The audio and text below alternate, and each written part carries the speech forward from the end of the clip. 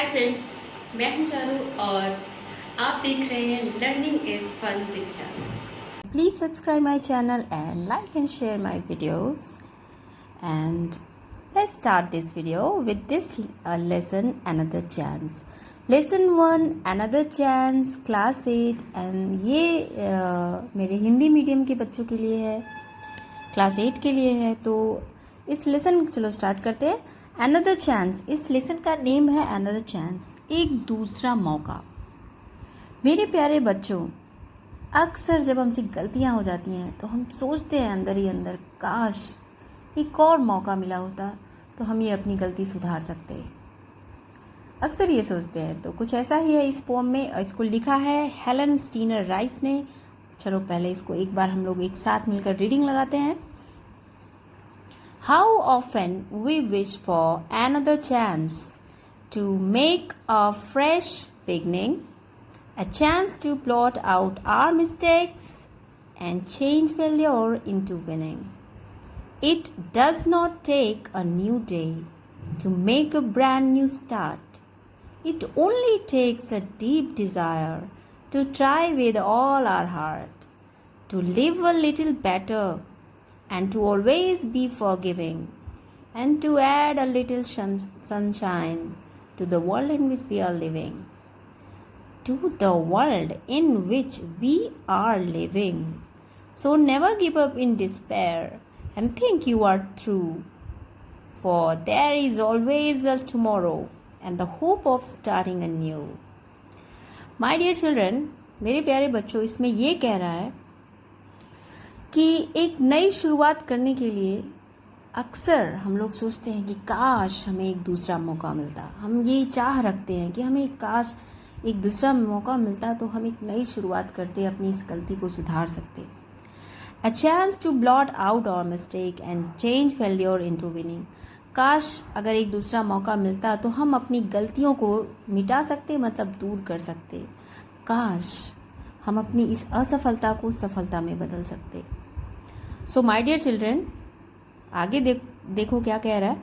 It does not take a new day to make a brand new start. एक नई शुरुआत करने के लिए एक नए दिन की नहीं ज़रूरत है। It does not take a new day. तो किसकी ज़रूरत है? It does takes a deep desire. एक प्रबल इच्छा शक्ति की ज़रूरत है और पूरे मन से वो काम करने की ज़रूरत है। तब हम एक नई शुरुआत कर सकते हैं। थोड़ा और अच्छा जीने के लिए और थोड़ा क्षमाशील होने के लिए, मतलब अगर छोटी मोटी किसी से गलतियां हो जाती हैं तो आप उसे माफ़ कर सकें, आपके अंदर ये गुण आए और जिस दुनिया में हम रह रहे हैं उसमें थोड़ा सा रोशनी और हम डालें, मतलब रोशनी और डालें, मतलब उसमें अच्छे काम करें। So never give up in despair and think you are through.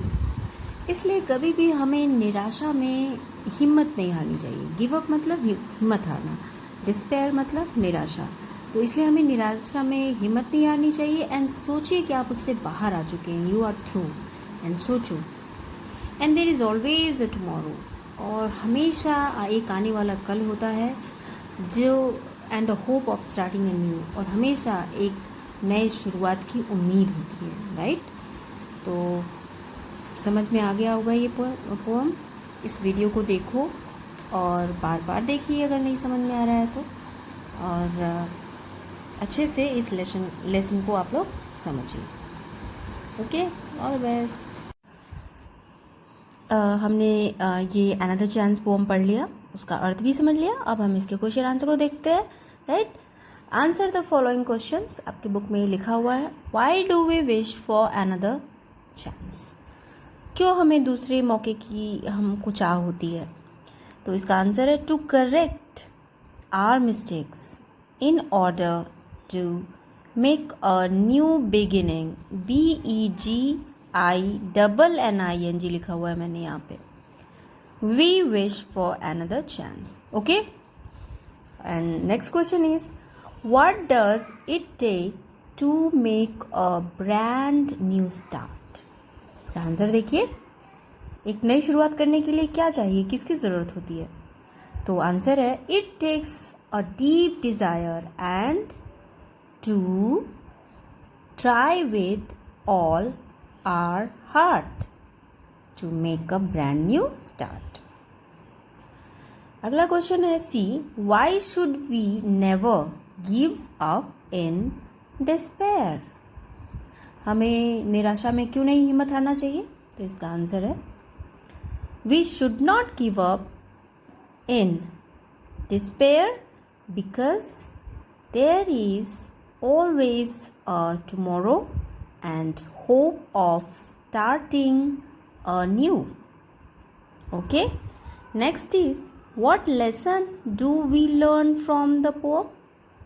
Answer is, we learn that we should not give up in despair as there is always a tomorrow of starting anew.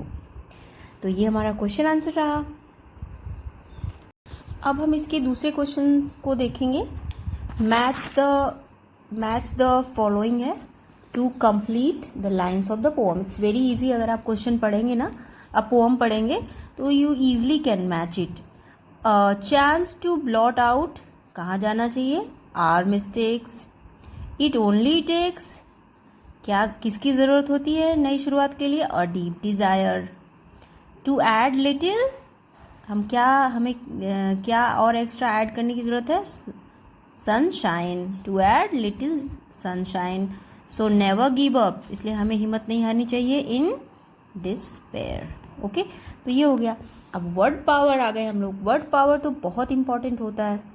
कोई भी अगर आप language means भाषा को आप सीख रहे हैं तो आप कोशिश करिए कि आप उसके ज़्यादा से ज़्यादा वर्ड को सीखिए और उसको अपने डे टू डे यानी डेली लाइफ मतलब अपने रोज़ के दिनों में रोज़ उसका यूज़ करिए. Success, failure, these are the new words from the lesson.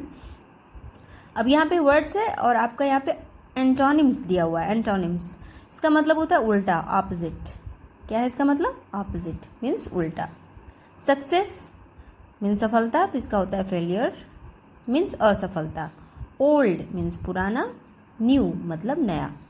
Shallow मतलब छिछला, जो ज़्यादा गहरा ना हो. डीप मतलब गहरा. नेवर मतलब कभी नहीं. ऑलवेज मतलब हमेशा. एंड मतलब ख़त्म हो जाना. और स्टार्ट मतलब शुरू होना. डिस्पेयर मतलब निराशा. और होप मतलब आशा. तो ये हुआ वर्ड पावर का पहला क्वेश्चन पूरा हुआ. और हम दूसरे पे आते हैं. राइमिंग वर्ड्स में लास्ट के वर्ड मिलते हैं या प्रोनाउंसिएशन उनका एक जैसा होता है. जैसे 8 है, 8 लेट, रेट, एक जैसे इसके प्रोनाउंसिएशन है ना. उसी तरह दूसरा फेस है तो लेस, रेस, पेस, एक जैसे एकदम बोलने में लग रहे हैं ये, तो ये राइमिंग वर्ड्स कहलाएंगे. चिन, बिन, सिन, पिन, एकदम एक जैसे आप जब बोल रहे हैं तो एकदम एक जैसा लग रहा है, तो ये राइमिंग वर्ड्स हो गए. तो इस तरह से आपका लेसन 1 कंप्लीट हुआ. Hope you have enjoyed this lesson with me. Stay home, stay happy, stay healthy. Bye bye.